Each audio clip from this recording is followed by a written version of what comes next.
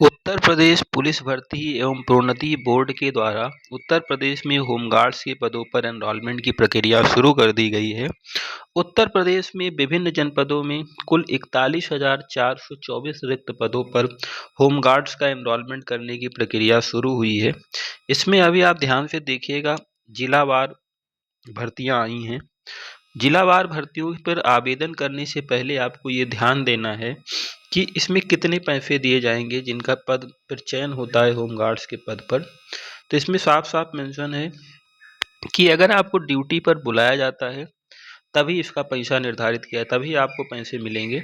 और कितने रुपए मिलेंगे? एक दिन की ड्यूटी के 600 रुपये मिलेंगे। तो अगर आपको महीने में जितने दिन ड्यूटी मिलेगी उस ड्यूटी के अनुसार आपको एक दिन के 600 रुपये दिए जाएंगे। ये इसका वेतनमान है। आगे देखिए कितने पद आए हैं उसके बारे में हम लोग बात करते हैं। ठीक है, जो पद निकाले गए हैं वो जनपद वाइज निकाले गए हैं। आप देख रहे हैं आगरा, फिरोजाबाद, मैनपुरी। जैसे आगरा में टोटल 1232 रिक्तियां हैं। इसमें अनारक्षित की 495, अनुसूचित जाति एससी 258, अनुसूचित जनजाति 24, अन्य पिछड़ा वर्ग 332 और ईडब्ल्यूएस की 123 वैकेंसी हैं। इसी तरीके से जनपद वाइज ये वैकेंसियां दी गई हैं। फिरोजाबाद, मैनपुरी, मथुरा, अलीगढ़। आपको क्या करना है, आप जिस भी जनपद से अप्लाई करना चाहते हैं, मतलब आप अपने ही जनपद से अप्लाई करेंगे, आप जहाँ जिस जनपद के निवासी हैं। जैसे आप देखिए अयोध्या में 182 वैकेंसी है, जनरल की 94, 9122, ओबीसी की 45, ईडब्ल्यू की टोटल 452 वैकेंसी है।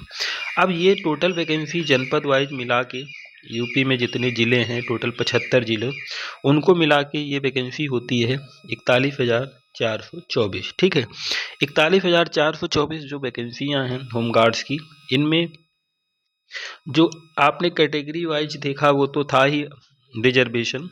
ये कुछ रिजर्वेशन स्वतंत्रता संग्राम के सेनानी के आश्रितों के लिए 2% है, भूतपूर्व सैनिक के लिए 5% और महिलाओं के लिए सीटें 20% आरक्षित हैं।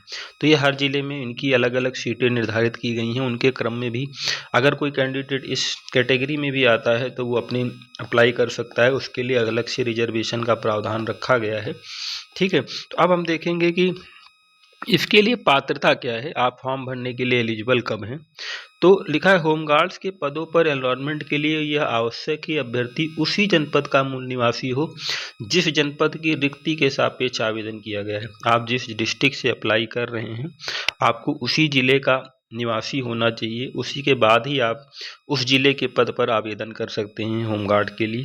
ठीक है, कुछ चीज़ें और दी गई हैं कि आप कब एलिजिबल नहीं हैं। आपकी कोई महिला है जिसका एक से ज़्यादा पुरुष हो, या कोई पुरुष है जिसकी एक से ज़्यादा महिलाएं हों, पति पत्नियां जीवित हों, वो अप्लाई नहीं कर सकता है। किसी न्यायालय में कोई आपराधिक मुकदमा विचाराधीन होने की स्थिति में अभ्यर्थी मतलब नहीं फॉर्म भर सकता है, या उसका एनरोलमेंट भरने के बाद भी नहीं किया जाएगा। तो ये सारी चीज़ें हैं इन्होंने दी हैं। एक इम्पॉर्टेंट चीज़ ये है कि ऑनलाइन आवेदन करने की तिथि 18 नवंबर 2025 थी। शुल्क जमा करने की तिथि, लास्ट जो तिथि है वो 17/12/2025 है। तो आप 18 नवंबर से 17 दिसंबर के बीच में फॉर्म अप्लाई कर सकते हैं। और ठीक है, इसके बाद आपको देखना है कि सबसे पहले आपको एक OTR करना पड़ेगा, जिसको बोला जाता है वन टाइम रजिस्ट्रेशन। सभी अभ्यर्थियों से अपेक्षा की जाती है, इन्होंने लिखा है कि सारी चीज़ें सही से भरिए। अगला है कि आपका ये क्या है, आवेदन शुल्क कितना लिया जा रहा है। तो अगर आप जनरल या EWS या अन्य पिछड़ा वर्ग से आते हैं तो आपको 400 रुपये का फॉर्म भरना पड़ेगा। और अगर आप अनुसूचित जाति या जनजाति से आते हैं तो आपको 300 रुपये खर्चा करना पड़ेगा इस फॉर्म को भरने के लिए। राष्ट्रीयता वही है कि आप भारत के नागरिक हों, ये सारी चीज़ें इसमें सब लोग एलिजिबल ही होते हैं। आपको होमगार्ड्स के पद पर आवेदन करने के लिए आपको कम से कम कक्षा 10 की परीक्षा उत्तीर्ण की होनी चाहिए। तो आपको ये ध्यान देना कि आप कम से कम क्लास 10th की परीक्षा पास किए हों।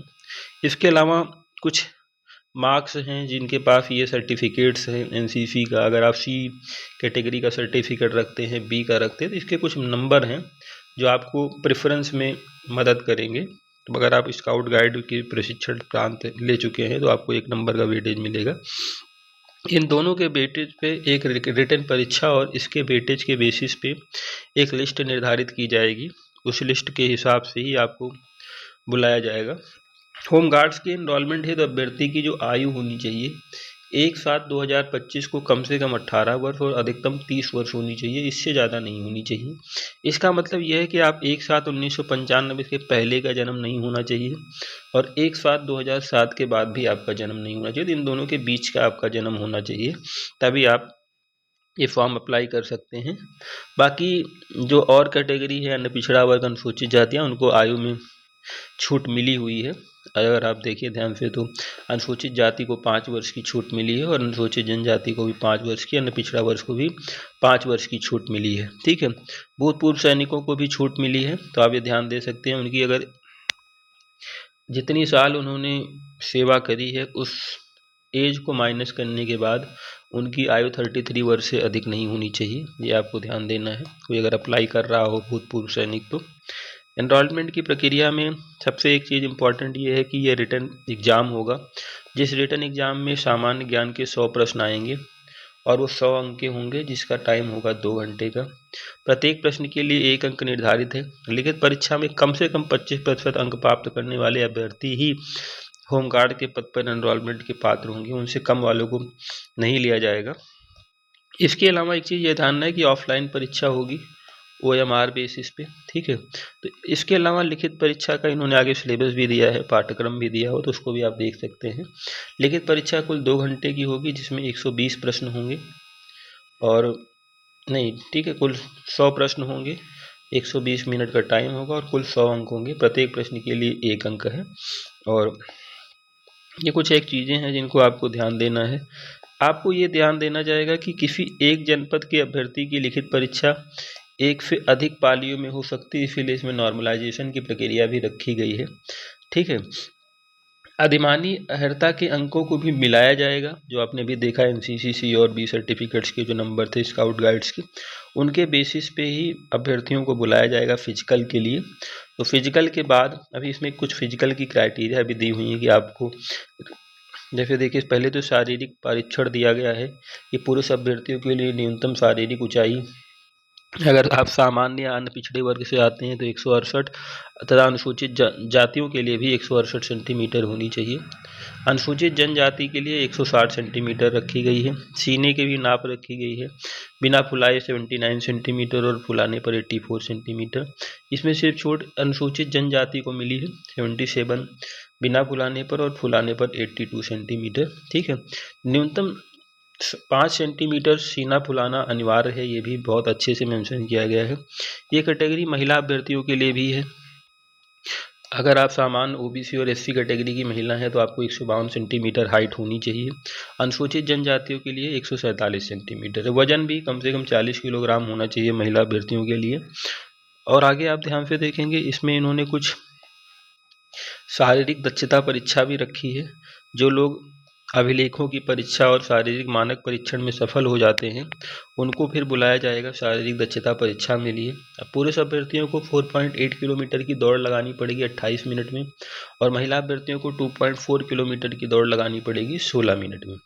ये है जिसको आपको पूरा करना पड़ेगा। अगर आप ये एनरोलमेंट हेतु पात्र तभी होंगे, नहीं होंगे अगर आप इस चीज़ को पूरा नहीं कर पाते हैं। ठीक है, तो ये कुछ मानक चीज़ें थी जिनको आप अगर आपके पास हैं तभी आप कर सकते हैं। और बाकी आप बोर्ड की जो वेबसाइट है इस वेबसाइट को uppb.gov.in पर समय समय पर देख सकते हैं इस भर्ती से जुड़ी जानकारियों को। तो ये सारी चीज़ें हैं। ठीक है।